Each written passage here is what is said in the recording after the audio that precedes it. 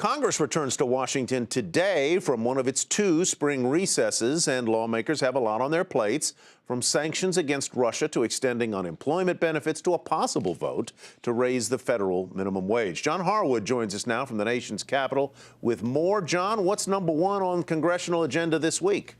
Number one, Tyler, is going on right now on the Senate floor, which is a vote to begin debate on a bill that would include aid, loan guarantees for Ukraine, also sanctions against Russia that would allow President Obama to go further than he's already gone. It also includes some reforms to the IMF, which the House has objected to in its own bill aiding Ukraine. But this is, while the president's overseas, this is a step forward that the administration hopes to take and the Democrats hope to take. They do expect to get the 60 votes needed to move that bill ahead, perhaps pass it by the end of the week.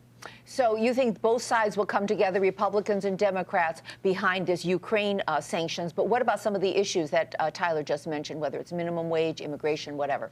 Well, I do think that the Republicans will come together eventually, if not this week. Other things, obviously, are much more difficult. Unemployment insurance benefits. There is a bipartisan agreement in the Senate. The House has said they're not going to pass it. We'll see whether they can sustain that position.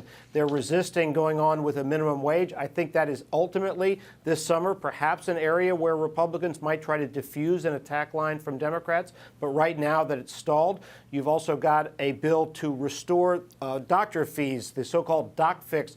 Many doctors under Medicare are going to see their rates cut unless Congress acts. That is one where it is likely that Republicans and Democrats are going to act because that's a key constituency. Is there a point at which in this election year work either needs to be done or it just won't get done? It's hard to say, Tyler. You know, typically people have said, well, if you don't get it done by the end of the summer, that big things can't happen. But, you know, you look back to 1986, the 6th year of Ronald Reagan's presidency, they passed tax reform and immigration reform in September and October before the election. So I wouldn't bet a lot of money on late action, but it's not impossible if Congress decides they need to move. Boy, I'd forgotten. That's an interesting note, John. I had forgotten that was 1986 in the fall. John Harwood, thanks very much.